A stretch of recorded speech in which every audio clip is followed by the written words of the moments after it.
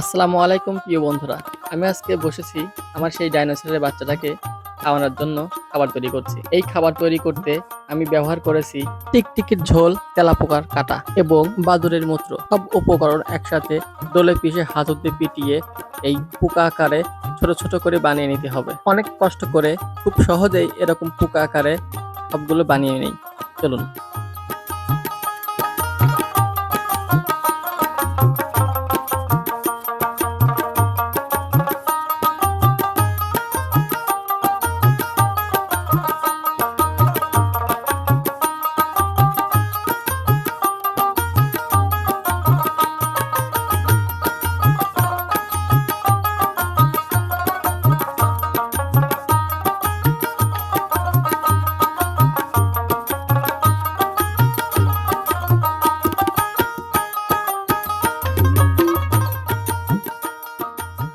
অবশেষে সবগুলো বানানো শেষ। এই দেখুন কেমন দেখা যায়। আমি আপনাদেরকে খুব ভালোভাবেই দেখিয়ে দিচ্ছি।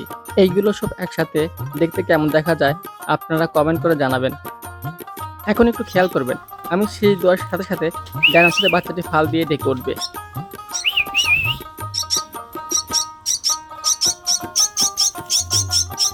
ডাইনোসরের বাচ্চা খাবার তৈরি করা শেষ।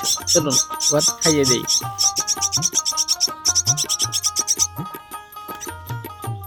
এই ছানাটিকে কয়েকদিন ধরে লালন পালন করছি একে মানুষ বানানোর জন্য, কিন্তু ও মানুষ তো হবে না, শুধু চাও চাও করে ডাকে। আর বেশি দেরি করব না, চলো এবার একে খাওয়ানো যাক। প্রথমে একটু পানি খাইয়ে নেব যাতে তার গলায় এই পোকাগুলো আটকে না যায়।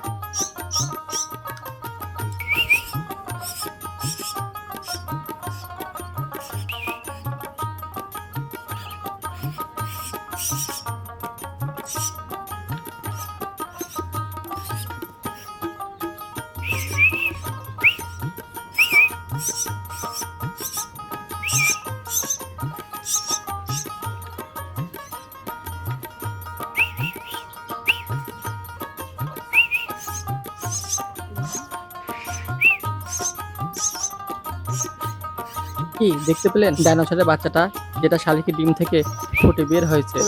এই ডাইনোসরের বাচ্চাটির নাম রেখেছি টনু। এই ভিডিওটা একটি বিনোদনমূলক ভিডিও, তাই কেউ সিরিয়াস নেবেন না। আর আমার টনুর জন্য সবাই দোয়া করবেন।